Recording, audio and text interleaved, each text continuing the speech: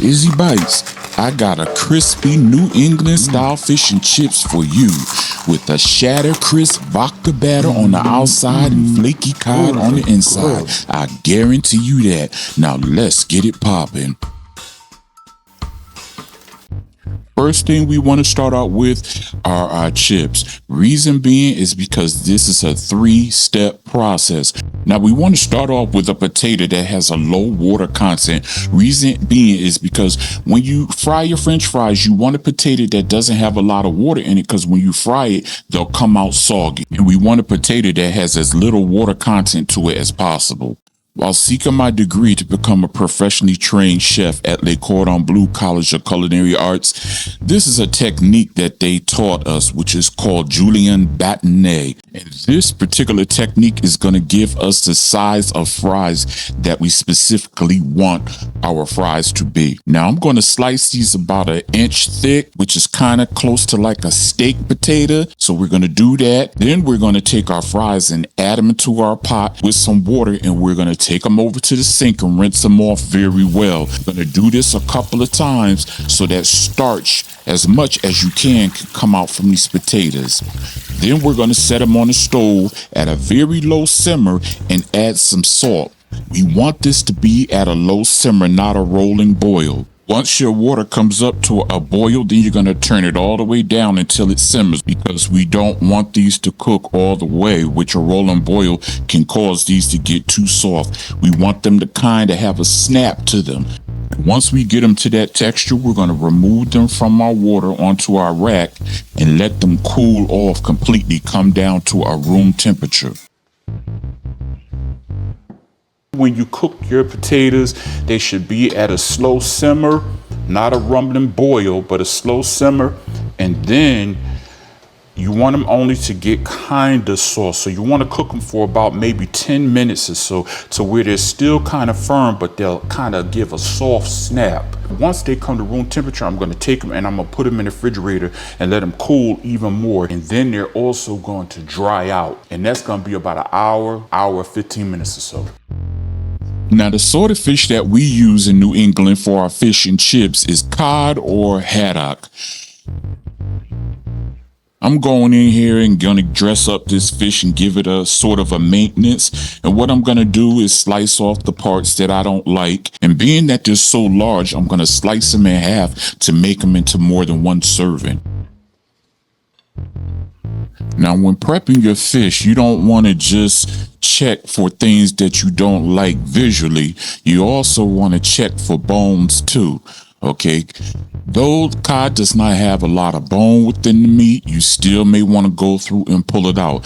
As you see here, I see that there's a little red discoloration that I do not like visually. So what I'm doing is just cutting that off, and then I'm going to cut the end flap off. And we're just going to have one large piece and slice that in half, so that can be 2. Okay, so it could be more than one serving for you and your family. You know, looking at it here on screen, it does not look really like it's a big piece of fish, but the fish is very large.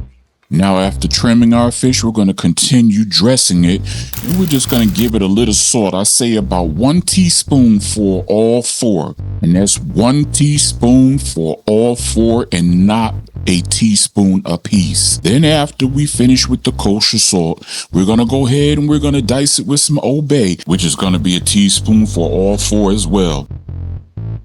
Okay, so we're going to take these, we're going to put them in the refrigerator so that it can get a little tight, and then we're going to come back and work on our batter and our potatoes. Now, once removing our chips from the refrigerator, we want them to have those white, dry edges before you put them into your first fry.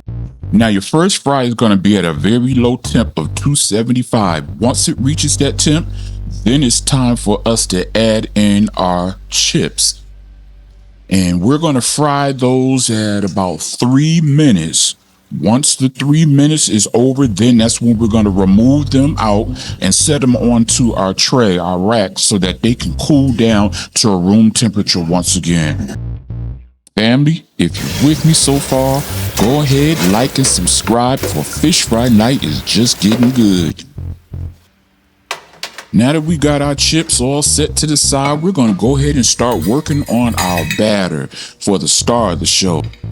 First, we're going to start off with 1 2/3 cups of all-purpose flour. Combined with this all-purpose flour, we're also going to go in with 1 2/3 cups of rice flour.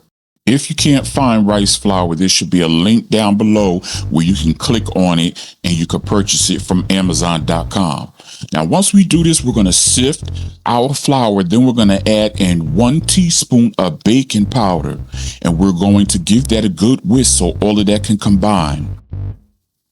Next, we're going to go in with some Old Bay to give it a little bit of seasoning. 1 teaspoon of that, and then taste your flour and see if it's to your liking. If you want more, just add more.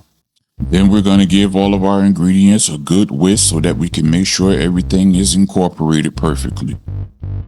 Next, our ingredients are going to include beer, vodka, and honey.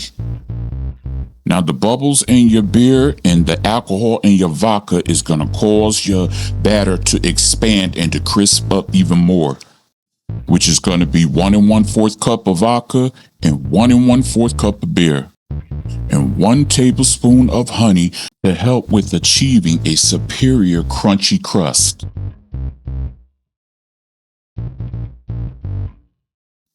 Then we're going to come in and we're going to give it a fold, not a whisk or a stir, but more of a fold where you're going to take your spoon or your spatula and you're going to go into the bottom and you're going to bring what's in the bottom over to the top. Once you get that smooth, going to cover that, sit that to the side, and we're going to get the fish ready.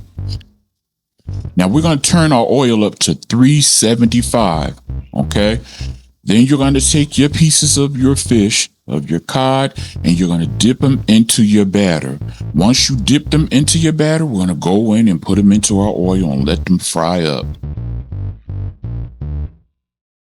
Now, as our fish is frying, we're going to take our spoon and we're going to take that batter and we're going to pour that batter directly on top of the fish as it's frying. You're going to do that a couple of times. What that's going to cause to do is it's going to cause your batter to rise up and stand up so it can kind of have like a fin on the top of your fish, which is going to give it also an extra crunch. Then we're going to continue finishing our other pieces of fish, same way as we did before, by placing them in the batter and then putting them into the oil. Okay, now once they get brown enough, then you're going to remove your fish from your oil and you're going to set it on a rack so that it can drain. See how crisp that is and nice and golden brown that came out? Just the way we wanted it. Now we're going in for our second last fry for our chips. We're going to fry those for about another 3 to 5 minutes. Then we're going to get those out and we're going to put those on the rack as well and finish them off with a little sea salt. Then we're going to head over and set our dish up with our fish, our chips, and a little bit of tartar sauce, and we're going to get ready for the bite.